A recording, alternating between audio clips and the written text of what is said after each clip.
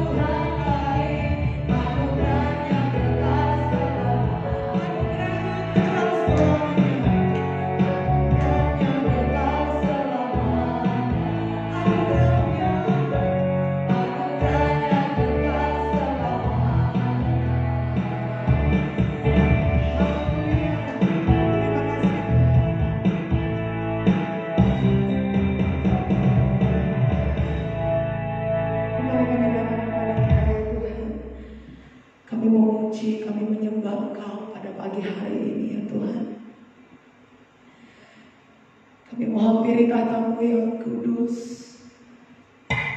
Terima kasih Tuhan. Hari setiap kita, pada pagi hari ini kita datang lagi kepada Tuhan kita. Sejauh langit dari bumi, demikian besarnya kasih-Mu bagi kami ya Tuhan.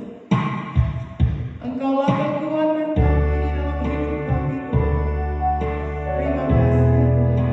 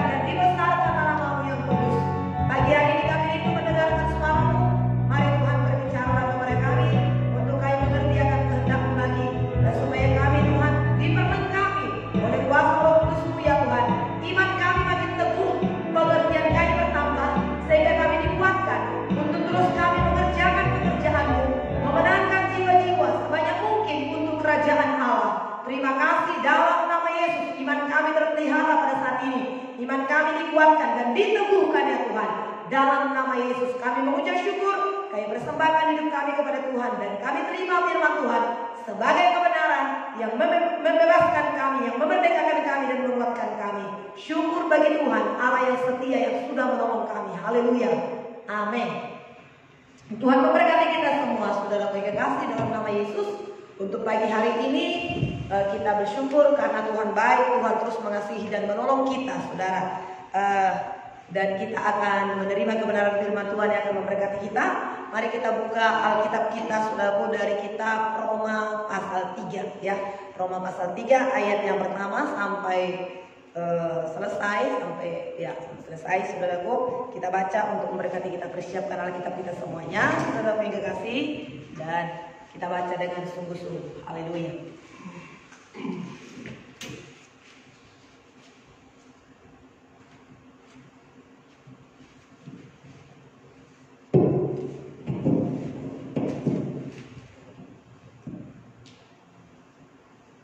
Roma pasal 3.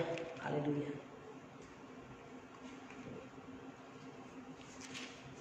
Oke, saudaraku, kalau sudah dapat, kita akan baca. Haleluya. Saya bacakan ayat yang pertama seperti biasanya, saudaraku, dan kemudian ayat yang kedua nanti saudara yang ada di rumah. Dan kemudian ayatnya yang ke-31 kita sama-sama membacanya nanti, saudaraku. Haleluya. Oke, kalau sudah dapat kita baca, saudaraku. Mari kita berikan perhatian, kita berikan dengan sungguh-sungguh, saudara. Ya, haleluya. Saya akan memulainya. Kelebihan orang Yahudi dan kesetiaan Allah.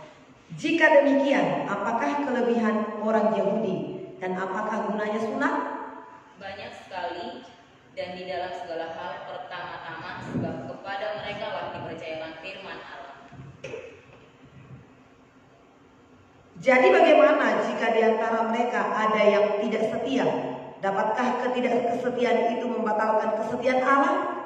Sekali-kali tidak, sebaliknya Allah adalah benar, dan semua manusia pembohong, seperti ada tertulis, supaya engkau ternyata benar dalam segala firman-Mu dan menang jika engkau dihakimi.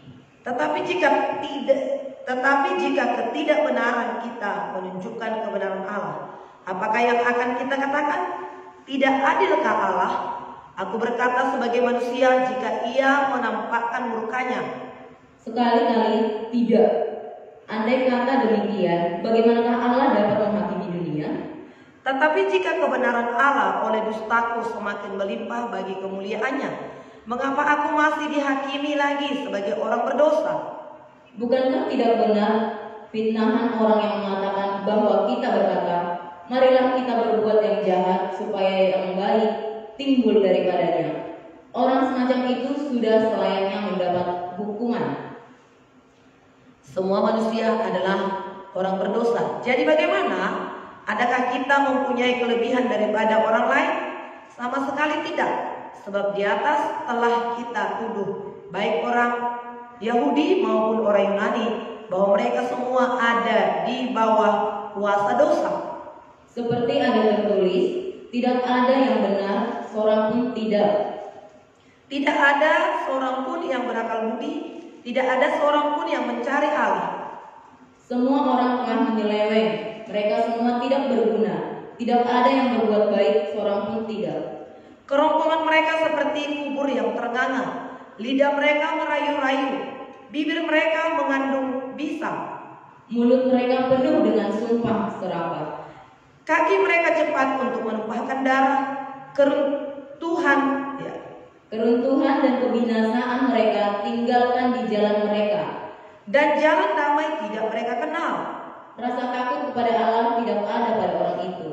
Tetapi kita tahu bahwa segala sesuatu yang tercantum dalam kitab Taurat ditunjukkan kepada mereka yang hidup di bawah hukum Taurat, supaya tersumbat setiap mulut dan seluruh dunia jatuh ke bawah hukum Allah.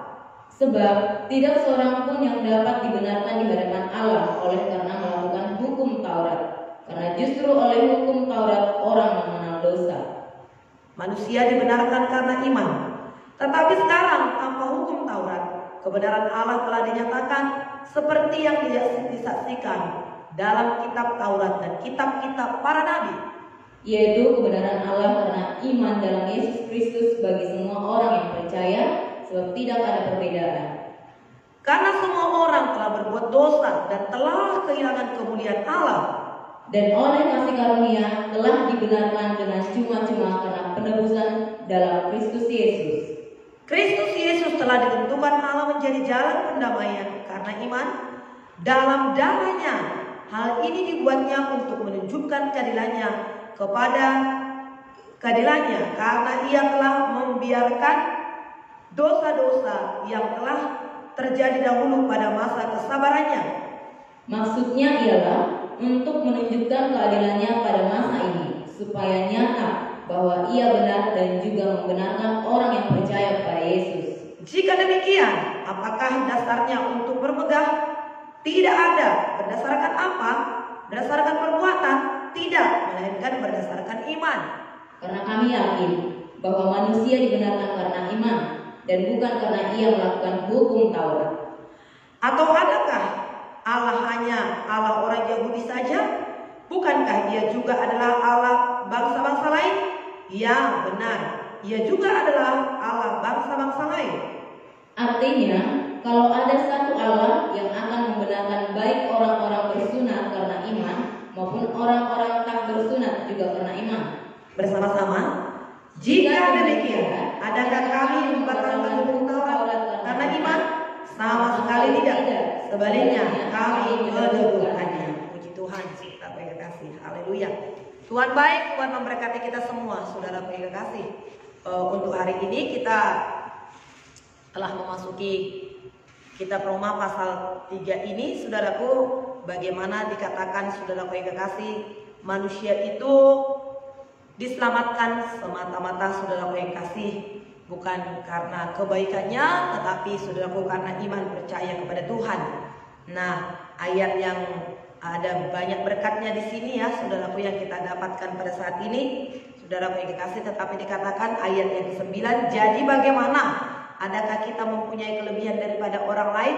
Sama sekali tidak, sebab di atas telah kita tuduh baik orang Yahudi maupun orang Yunani bahwa mereka semua ada di bawah kuasa dosa. Jadi saudaraku, semua manusia telah berdosa.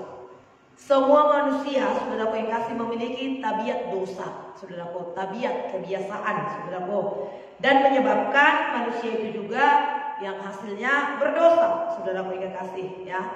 Karena semua manusia telah berbuat dosa, saudaraku, semua manusia ini mempunyai tabiat dosa dan sebagai hasilnya juga menghasilkan dosa, saudaraku, ya. Namun kita bersyukur, saudaraku yang kasih, apakah yang menjadi tanggapan Allah akan hal ini, saudaraku yang kasih? Allah menawarkan, saudaraku yang kasih, yaitu pengampunan. Kalau kita lihat pasal 3 ini ayat 23, karena semua orang telah berbuat dosa dan telah kehilangan kemuliaan Allah. Kalau kita lihat dari Adam diciptakan, Tuhan telah memberikan hukum-hukumnya supaya mereka, saudaraku yang kasih, ya, mematuhi hukum Tuhan, supaya mereka menjauhi dosa, menjauhi larangan Tuhan. Tetapi nyatanya Adam itu jatuh dalam dosa lewat Hawa, saudara yang kasih. Kemudian Hawa mempengaruhi suaminya Adam, yaitu Adam juga jatuh, maka dosa itu disebut dosa Adam. Nah, saudara yang kekasih, ya, lama setelah itu kemudian sampai kepada keturunannya, sampai saudara yang kasih satu kali Allah menyesal menciptakan manusia itu, sehingga Allah memusnahkan dunia ini dengan menurunkan air bah, sehingga semua ciptaan mati pada waktu itu, baik hewan, binatang, saudara yang kekasih, demikian juga manusia, kecuali ada Nuh dan keluarganya yang terselamatkan. Karena Nuh berbeda, saudaraku. Nuh itu hidup bergaul dengan Allah, sehingga dengan keturunan Nuh itulah, saudara yang kasih, kita semua yang ada di muka bumi ini sekarang. Tapi kalau kita lihat lagi, toh juga dari keturunan Nuh itu, saudara yang kasih, masih mempunyai tabiat dosa lagi, yaitu bagaimana Nimrod, saudaraku, membangun menara Babel, ya, saudaraku, dengan maksud saudaraku, memberontak kepada Allah. Nanti kalau ada air bah sehingga kita bisa selamat, mari kita membuat suatu bangunan pencakar langit yang sampai nanti ke langit. Begitu saudaraku yang kasih. Ini menunjukkan dosa, dan terus manusia itu jatuh dalam dosa. Allah telah menunjukkan kasihnya dengan mengirimkan hamba-hambanya, nabi-nabinya, tapi manusia itu tidak menerimanya, malah memberontak saudaraku, dan kemudian terakhir dengan dirinya sendiri yang menjelma menjadi manusia. Tanggapan Allah akan semua dosa itu saudaraku, Allah menawarkan saudaraku yang kasih pengampunan, pertolongan dan kasih karunia, yaitu saudaraku kebenaran dan keselamatan melalui penebusan Yesus Kristus. Ayat 21 dikatakan sampai 26. Tetapi sekarang tanpa hukum Taurat kebenaran Allah telah dinyatakan, seperti yang disaksikan dalam kitab Taurat dan kitab para nabi-nabi, yaitu kebenaran Allah karena iman dalam Yesus Kristus bagi manusia yang percaya. Sebab tidak ada perbedaan, karena semua orang telah berbuat dosa dan telah kehilangan kemuliaan Allah. 24. Dan oleh kasih karunia telah dibenarkan dengan cuma-cuma karena penebusan dalam Kristus Yesus. Kristus Yesus telah ditentukan Allah menjadi jalan pendamaian karena iman dalam darahnya. Hal ini dibuatnya untuk menunjukkan keadilannya, karena ia telah membiarkan dosa-dosa yang telah terjadi dahulu pada masa kesabarannya. Nah saudaraku, jadi Allah menawarkan pengampunan, kasih karunia, saudaraku yang kasih kepada manusia itu, yaitu melalui Yesus Kristus Tuhan kita. Maka dikatakan Yohanes 3 ayat 16, karena begitu besar kasih Allah akan dunia ini, sehingga ia mengaruniakan anaknya yang tunggal, supaya setiap orang yang percaya kepadanya tidak binasa, melainkan beroleh hidup yang kekal. Jadi saudaraku yang kasih, penebusan, syarat daripada penebusan itu semata-mata oleh karena kasih Tuhan, oleh karena anugerah Tuhan. Oleh sebab itu kita harus menerima anugerah Tuhan. Kita harus menerima kasih Tuhan itu, saudaraku yang kasih. Kalau kita mau diselamatkan, tidak ada jalan yang lain kecuali kita menerima penebusan, kita menerima kasih karunia, yaitu pengampunan di dalam Yesus Kristus, saudaraku yang kasih. Nah, kemudian dikatakan saudaraku yang kasih, ayat yang ke-10, seperti ada tertulis, tidak ada yang benar seorang pun tidak. Tidak ada seorang pun yang berakal budi, tidak ada seorang pun yang mencari Allah. Semua orang telah menyeleweng, mereka semua tidak berguna. Tidak ada yang berbuat baik seorang pun tidak. 13, kerongkongan mereka seperti kubur yang ternganga, lidah mereka merayu-rayu, bibir mereka mengandung bisa, mulut mereka penuh dengan sumpah serapah, kaki mereka cepat untuk menumpahkan darah. Keruntuhan kebinasaan mereka tinggalkan di jalan mereka, dan jalan damai tidak mereka kenal. Rasa takut kepada Allah tidak ada pada orang itu. Kenapa manusia itu terus-menerus jatuh dalam dosa? Dari Adam sampai kepada Kain dan Habil lagi, anak Adam itu, saudaraku, yang membunuh Kain, membunuh Habil adiknya. Kemudian sampai lagi kepada Nimrod, sampai lagi saudaraku yang kasih kepada Sodom dan Gomora dan lain sebagainya seterusnya. Kenapa dosa itu terus berlanjut bahkan sampai sekarang? Padahal pengampunan sudah Tuhan sediakan. Bahkan hukuman pun sudah, saudaraku yang kasih. Kenapa itu bisa berlanjut, saudaraku yang kasih? Ya, dan bahkan begitu parahnya, kita baca tadi dari ayat 10 sampai ayat 18 ini. Jawabannya karena takut akan Allah tidak ada pada manusia itu. Takut akan Allah tidak ada. Takut akan Allah akan kepada kita. Kalau kita takut akan Allah, akan menjauhi kejahatan. Takut akan Allah akan membuat kita, saudaraku yang kasih, menghormati Tuhan, mematuhi perintah-perintahnya. Amsal 16, saudaraku yang kasih, ayat 6 mengatakan demikian. Dan kemudian saudaraku yang kasih, pasal 3 ayat 7, pasal 8 ayat 13, nanti kita baca itu semua. Kisah 5 ayat 11, baca semua. Kita nggak punya waktu yang banyak untuk membaca semua, saudaraku. Tetapi bacalah nanti, saudaraku, setelah selesai kita. Tidak ada rasa takut akan Tuhan, tidak ada rasa hormat kepada Tuhan. Seandainya ada takut akan akan Tuhan, maka dia akan menjauhi dosa. Maka dia akan menunjukkan hormatnya kepada Tuhan. Tapi tidak, saudaraku, tidak ada rasa takut akan Tuhan, sehingga terus membawa keinginannya, terus memberontak kepada Allah. Janganlah demikian. Terlebih pada saat ini Tuhan telah menunjukkan kasih-Nya, Tuhan telah menunjukkan kuasa-Nya. Dalam keadaan sekarang ini, saudaraku, ternyata kehebatan manusia itu tidak ada apa-apanya. Kekayaan harta manusia itu tidak ada apa-apanya. Biarlah pada saat ini kita semakin mengakui hanya Tuhan yang berkuasa, Tuhan yang berdaulat atas hidup ini. Makin hormat kepada Tuhan, makin cinta kepada Tuhan. Sudah, kita telah melihat pada saat ini siapakah yang bisa, saudaraku yang kekasih. Janganlah kita bermegah oleh karena kekayaan, oleh karena Alkitab berkata karena kuda, karena ketangkasan kuda, karena kepahlawanan. Janganlah kita bermegah, tapi marilah kita bermegah karena kita ada di dalam Tuhan.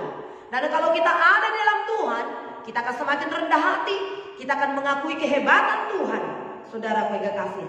Dan kita menerima kasih-Nya itu. Puji Tuhan, saudara yang kasih. Tuhan tidak membiarkan manusia itu demikian, saudaraku. Tuhan menunjukkan tindakannya, tindakan kasih-Nya, yaitu saudara yang kasih, memulihkan hubungan kita dengan Dia, saudara yang kasih, supaya saudaraku, supaya setiap orang yang percaya, supaya setiap kita yang datang kepadanya tidak binasa, melainkan beroleh hidup yang kekal. Jadi dikatakan tadi di sini, saudara yang kasih, ayat yang ke-22, yaitu kebenaran Allah karena iman dalam Yesus Kristus bagi semua orang yang percaya. Sebab tidak ada perbedaan. Tidak ada perbedaan di antara semua manusia yang ada di seluruh dunia ini. Baik orang Yahudi, orang Yunani, orang Israel, tidak ada perbedaan. Setiap orang yang percaya kepada Tuhan, setiap orang yang membuka hati kepada Tuhan, mengakui dosa-dosanya, dan menerima Yesus sebagai Tuhan dan Juru Selamat pribadi hidupnya, akan diselamatkan oleh Tuhan, akan dipulihkan oleh Tuhan, akan diberkati oleh Tuhan. Jadi Yesus Kristus datang bukan hanya untuk kepada orang-orang Kristen, tapi kepada orang Yahudi, orang Yunani, semua orang yang ada di muka bumi ini. Tuhan cinta segala bangsa. Marilah saudara yang kasih, bagi kita semua yang sudah ada dalam Kristus Yesus, beritakan ini supaya setiap orang buka hatinya kepada Tuhan, hidupnya dipulihkan, hidupnya diubahkan. Jadi dikatakan yang 22, saudara yang kasih, yaitu kebenaran Allah, iman dalam Yesus Kristus, sehingga semua orang, saudaraku yang percaya, sebab tidak ada perbedaan, semua orang yang percaya. Dan 23 dikatakan, karena semua orang telah berbuat dosa dan telah kehilangan kemuliaan Allah. Semua orang telah berbuat dosa. Sepanjang namanya orang, tidak ada orang yang tidak berbuat dosa. Kalau demikian, dosa tidak bisa masuk surga. Bagaimanakah supaya dosa kita itu diampuni dan kita bisa masuk surga? Terima Tuhan Yesus sebagai Tuhan dan Juru Selamat hidup kita. Akui dosa-dosa kita di hadapannya. Terima Dia dengan iman, percaya dengan ketulusan, dengan kerendahan hati. Ikuti jalan-jalannya, ikuti perintahnya. Karena Yohanes 15 ayat 14 berkata, jikalau kamu berkata kamu mengasihi aku, maka kamu akan menuruti perintah-perintahku. Hormat kepada Tuhan, kasihi Tuhan, saudara yang kasih, maka kita akan menuruti perintah-perintahnya. Jadi iman kepada Yesus Kristus sebagai Tuhan dan Juru Selamat adalah satu-satunya syarat yang diminta oleh Allah untuk kita memperoleh keselamatan. Ya, saudara yang kasih, menerima Yesus, iman kepada Yesus adalah sebuah syarat, satu-satunya syarat, tidak ada yang lain. Satu-satunya syarat untuk memperoleh keselamatan, saudara. Kemudian ayat 24 dikatakan, dan oleh kasih karunia telah dibenarkan dengan cuma-cuma karena penebusan dalam Kristus Yesus. 25, Kristus Yesus telah ditentukan Allah menjadi jalan pendamaian karena iman dalam darahnya. Hal ini dibuatnya untuk menunjukkan keadilannya, karena Ia telah membiarkan dosa-dosa yang telah terjadi dahulu pada masa kesabarannya. Maksudnya ialah untuk menunjukkan keadilannya kepada masa ini, supaya nyata bahwa ia benar dan juga membenarkan orang-orang yang percaya kepadanya. Jadi saudara yang kasih, dia mendamaikan kita dengan kuasa darahnya. Yesus telah mati, saudara. Kristus Yesus telah ditentukan.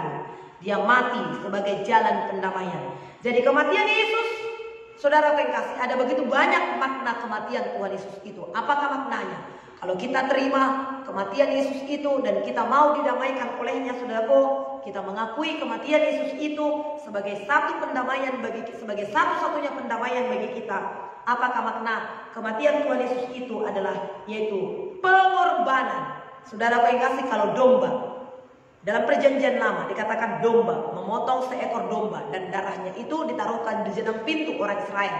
Dan malam ini malaikat maut akan lewat, dan setiap pintu yang ditemukan tidak ada darah, maka akan ada kematian di situ. Tapi setiap pintu-pintu Israel yang ditemukan ada darah di jenang pintu itu, maka malaikat maut itu akan lewat. Seisi rumah itu akan diselamatkan. Jadi saudara kasih, maksud daripada kematian Yesus itu adalah juga sebuah pengorbanan darah. Jadi Yesus mati mencurahkan darahnya. Darah itulah yang menyucikan kita. Darah itulah yang membersihkan kita, saudaraku, dari segala dosa kita. Jadi saudaraku yang kekasih, kematian itu adalah suatu pengorbanan, yaitu dengan mencurahkan darahnya. Darah itulah yang menyucikan kita. Dan juga saudaraku, ya, kematian itu adalah mati bukan untuk diri sendiri, tetapi untuk orang banyak. Yesus mati bukan untuk dirinya sendiri, tapi Yesus mati untuk menebus kita dari segala dosa kita. Firman Tuhan berkata, kita juga harus mati dengan Yesus, dengan seperti baptisan air, mati untuk diri kita, saudara yang kasih, dan kematian kita untuk diri sendiri itu akan menghasilkan, saudara yang kasih, pertumbuhan bagi orang lain. Kita melayani orang lain, kita mati terhadap dosa kita, saudara yang kasih, sehingga muncul sesuatu yang baru. Alkitab berkata, kalau biji gandum itu tidak mati, maka dia akan tetap menjadi satu saja. Tapi biji gandum itu dia harus jatuh ke tanah, dan dia akan mati, pecah, kemudian tumbuh benih baru, tumbuh tunas, dan dari tunas itu menjadi pohon yang besar, kemudian dia akan menghasilkan buah yang banyak. Yesus sudah mati bukan untuk dirinya sendiri, tapi untuk kita, menebus kita, saudara. Kita juga mati dalam baptisan air, saudara yang kasih, mati terhadap dosa-dosa kita, dan kemudian kita bangkit bersama dengan Yesus, mati terhadap dosa kita, mati terhadap keinginan daging kita, mati terhadap kejahatan kita, sehingga kita muncul, saudara yang kasih, sebagai manusia yang baru, sehingga kita manusia yang baru menghasilkan buah-buah roh, buah pertobatan, dan akan menghasilkan buah jiwa-jiwa. Olehnya ada begitu banyak orang-orang diselamatkan bagi kerajaan Allah. Inilah yang menjadi tujuan hidup kita setelah kita diselamatkan, saudara yang kasih. Untuk apa kita hidup pada saat ini? Paulus berkata, aku didesak oleh dua sisi. Aku tidak mau mana yang kupilih. Dia dibawa oleh Allah 3 kali masuk surga, saudaraku. Dia berkata, kulihat semuanya, kuanggap sampah semuanya itu. Tidak ada sedikit pun kemuliaanku yang ada dalam dunia ini dibanding kemuliaan Allah yang dari surga itu. Aku mengarahkan pandanganku ke depan dan meninggalkan apa di belakangku dan berlari-lari mengejar panggilan surgawi. Kalau aku hidup pada saat ini, itu berarti aku menghasilkan buah, supaya sebanyak-banyaknya orang dibawa kepada kerajaan Allah. Tapi kalau aku mati, aku sampai ke surga bersama-sama dengan Yesus. Betapa bahagianya. Tapi kalau aku hidup, itu berarti aku harus memberi buah. Nah, inilah yang menjadi tujuan kita pada saat ini. Jadi Kristus Yesus telah mati sebagai ganti kita, saudara yang kasih. Yang pertama tadi, kematian Kristus itu adalah juga berbicara tentang darah, penumpahan darah. Hanya dengan darah Yesuslah kita disucikan.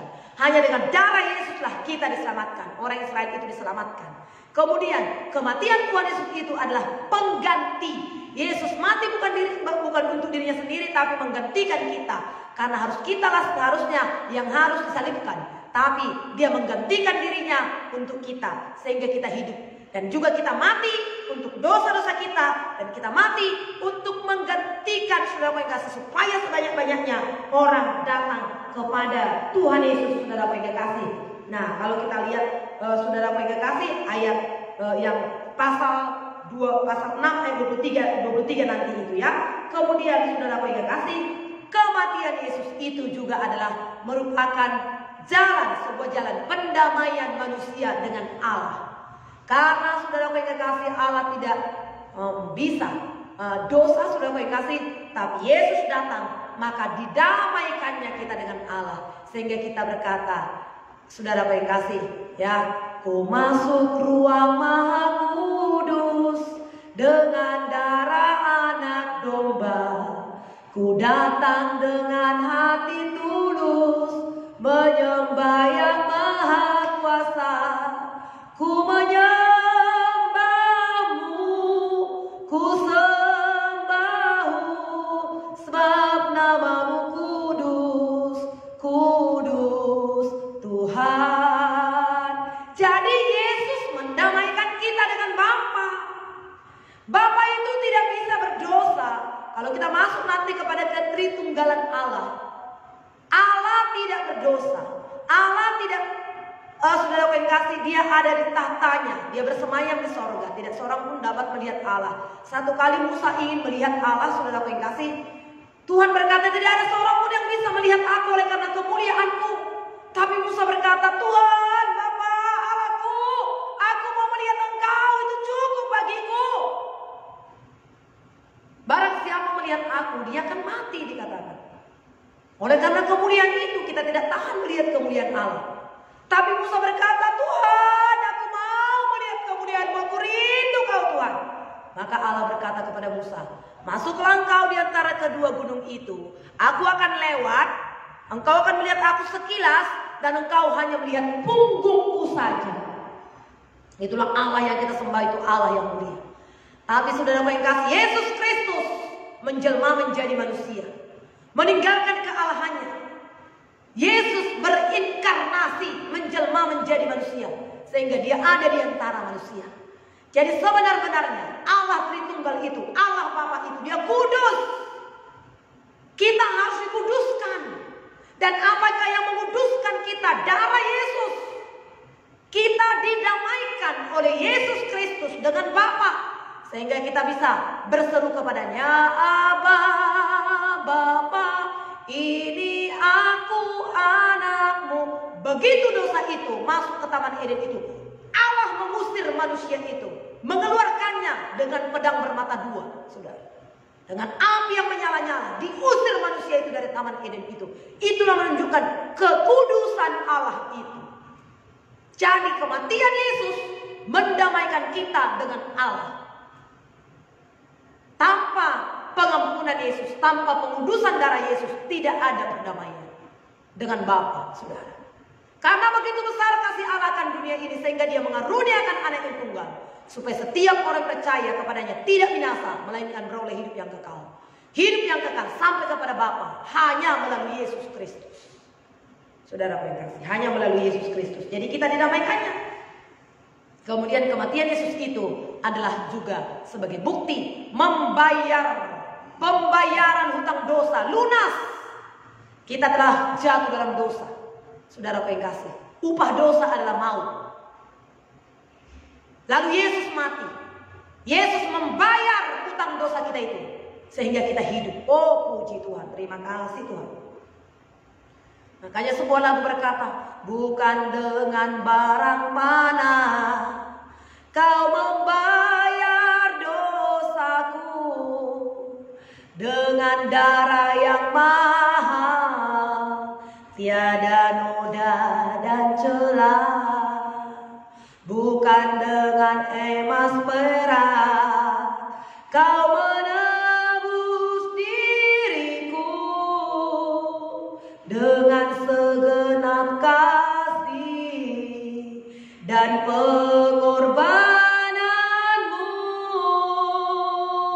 dengan kasih, dengan darah, kita diselamatkan. Kita ditebus. Jadi kematian Yesus adalah membayar hutang dosa kita. Jadi kita ini adalah milik Yesus. Kita bukan lagi milik dunia ini. Kita sudah dibeli dengan harga yang lunas, dengan darah Yesus. Makanya engkau dan saya begitu mahal. Jangan murah-murahkan dirimu. Jangan limperan. Jangan murah-murahan. Termasuk engkau anak-anak gadis. Jangan murahan. Dalam berpacaran pun jangan murahan. Jangan menjadi orang-orang murahan. Karena kita mahal di hadapan Tuhan. Semahal apa engkau? Semahal apa aku? Semahal darah Yesus. Itulah mahalnya engkau. Itulah mahalnya saya. Kita sudah dibeli. Bukan dengan emas perak. Makanya kalau mau menikah berapa harganya? Jangan. Manusia gak bisa dibeli oleh harga emas perak, saudara. Kita semahal darah Yesus. Harga darah Yesus. Saudara kasih. Gak bisa dibeli. Hai anak gadis, engkau gak bisa dibeli. Kau mahal di mata Tuhan. Kau sungguh sangat berharga. Jangan murahan. Mahal, saudara. Kita mulia di hadapan Tuhan. Ya, ingat itu, saudara. Kau mahal. Kau berharga. Saudara yang kasih. Jangan takut. Jangan takut gak laku, gak punya jodoh. Jangan takut jomblo. Kau mahal. Sepanjang kau menghargakan panggilanmu dalam Tuhan, akan ada orang yang Tuhan entarkan menjadi jodoh yang takut akan Tuhan, yang sungguh-sungguh mengasihi engkau. Saudara yang kasih. Jangan murahan. Jangan gampangan. Kau mahal. Mahalmu semahal apa, saudaraku? Mau 100 juta? Ih, mahal. Mahal banget maharnya. Mau kau dibayar 100 juta? Mau 1 miliar kau dibayar? Gak memadai. Gak mencukupi. Kau mahal. Seharga darah Yesus. Yesus mati bagimu. Haleluya, saudaraku. Tuhan mengasihimu, saudaraku, anak-anak gadis, anak-anakku. Tuhan mengasihimu, Tuhan memberkatimu. Tuhan memberkatimu, ibu-ibu. Hargakan anak-anak gadis kita. Jangan sembarang, saudaraku. Saya dari anak gadis, saudaraku, saya mahal, saudaraku.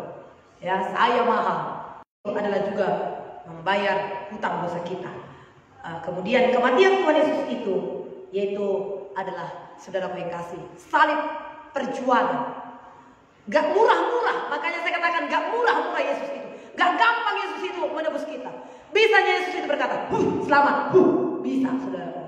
Tapi Yesus itu tidak. Dia berjuang. Lihat, saudara yang kasih, perjuangan Tuhan Yesus di kayu salib itu. Berkali-kali dia jatuh, ditimpa oleh salib itu. Dicambuk, di mahkota duri, dipentung, dipukul, ditinju. Alkitab katakan, saudara yang kasih. Tapi saudara yang kasih, di ujung perjuangan Tuhan Yesus itu ada kemenangan. Perjuangan sebuah keharusan, tapi kemenangan sebuah kepastian. Hai maut, di mana kemenanganmu? Hai maut, mana sengatmu? Yesus telah mati dan bangkit pada hari yang ketiga. Jadi saudara yang kasih, salib itu adalah kemenangan yang luar biasa. Saudaraku, Roma 8 ayat 3, Kolose 2 ayat 15, Yohanes 12 ayat 31-32. Nanti saudara baca itu. Roma 8 ayat 3, Kolose 2 ayat 15, kemudian Yohanes 12:31-32. Itulah kemenangan yang begitu luar biasa atas salib kematian Tuhan Yesus itu. Maka dikatakan, saudaraku, kita yang ada di dalam Yesus lebih dari pemenang. Lebih daripada pemenang. Jadi saudaraku, sebagai orang-orang yang sudah diselamatkan oleh Tuhan, sebenarnya betapa bangganya, betapa sukacitanya, betapa bahagianya hidup ini, saudara yang kasih. Makanya indahnya saudara selalu lihat Ibu Esther nyinyir, senyum, sukacita, bahagia, seolah tidak ada masalah. Ya, karena masalahku sudah ditanggung oleh Yesus Kristus. Selalu cantik, bagat, menjilek, beautiful di dalam Tuhan. Karena apa? Ada pengharapan, ada sukacita, ada kemenangan yang begitu luar biasa dalam Tuhan. Jadi saudara yang kasih, pandemi tidak menjadi masalah. Ada jaminan dalam Tuhan, ada sukacita dalam Tuhan. Tetaplah sukacita, tetaplah bahagia, sebab Yesus telah menebus saya dan saudara oleh darahnya. Puji Tuhan. Tuhan Yesus baik, Tuhan memberkati kita. Tepuk tangan bagi Tuhan di rumah saudara. Tepuk tangan bagi Tuhan di rumah saudara. Katakan terima kasih Tuhan Yesus, Engkau telah menebus aku. Oh haleluya. Puji Tuhan. Tuhan baik, Tuhan memberkati kita. Kiranya firman Tuhan pada saat ini sudah mau memberkati kita semuanya. Haleluya. Terima kasih Tuhan. Haleluya, haleluya. Terpujilah Tuhan Allah yang setia. Diberkatilah Tuhan Allah yang ajaib. Besar kasih-Mu ya Tuhan. Haleluya. Saudaraku, haleluya. Kita angkat pujian itu kepada Tuhan, bukan dengan emas perak. Iya, ku telah mati. Haleluya. Terima kasih Tuhan, terima kasih.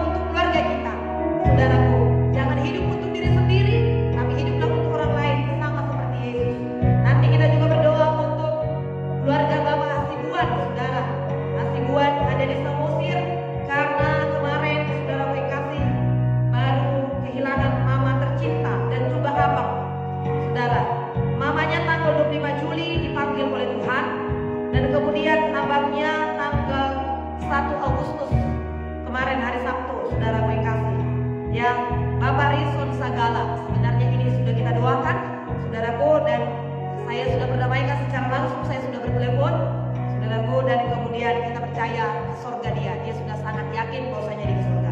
Kita doakan keluarga ini, keluarga Bapak Sibuan, keluarga besarnya, supaya mereka diberkati, diteguhkan, dikuatkan oleh Tuhan. Yang baru ditinggalkan oleh mama tercinta dan juga abangnya, saudara yang kasih. Haleluya.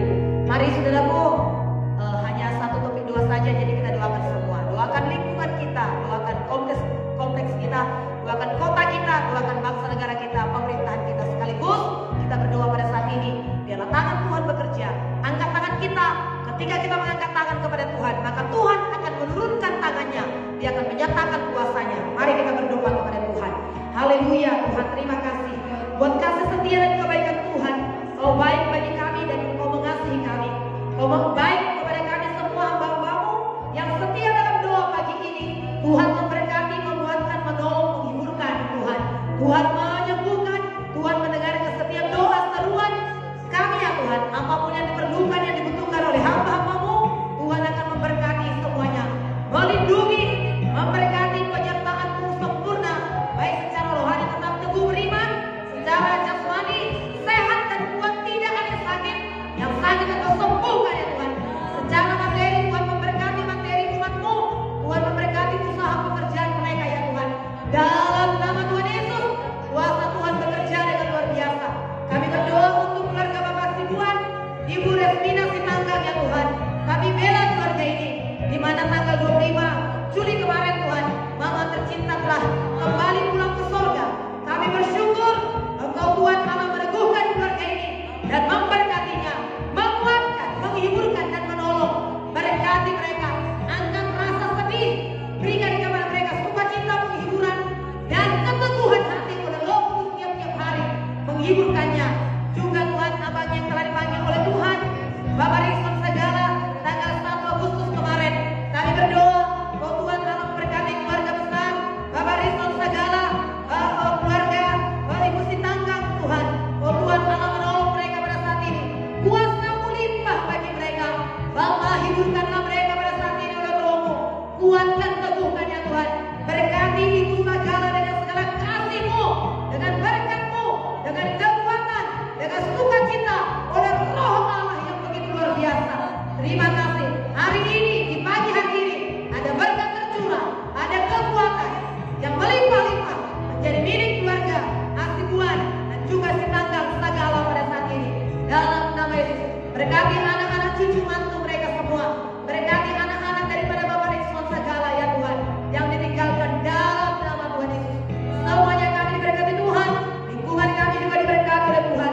Kuasa darah Yesus menyucikan mereka, pulihkanlah mereka ya Tuhan, dalam nama Yesus. Bapak di surga, kami berdoa, Engkau Tuhan Allah memberkati kota kami di mana kami ada. Oh dalam nama Yesus, Indonesia ada begitu banyak orang-orang yang ikut dalam live kami ini ya Tuhan, yang membuka baik nanti maupun malam, bahkan minggu-minggu yang akan datang. Kami berdoa, berkat Tuhan turun atas bangsa kami, atas Indonesia, dalam nama Yesus. Kuasa Tuhan bekerja dengan luar biasa. Kami minta Indonesia bagi kemuliaan nama-Mu, terbukalah Indonesia bagi pemberitaan Injil Tuhan, bahkan Indonesia bagi bangsa-bangsa. Berkati pemerintahan kami, berkati masyarakat Indonesia. Kondisi keadaan pandemi ini segera berlalu ya Tuhan. Bahkan mereka yang ada di rumah sakit disembuhkan oleh Tuhan. Mereka yang ada di isoman pada saat ini disembuhkan oleh Tuhan. Keadaan semakin membaik ya Tuhan. Dalam nama Yesus, darah Yesus berkuasa atas bangsa kami ini. Inilah doa kami kepada Bapa, di dalam nama Tuhan Yesus Kristus. Kami naikkan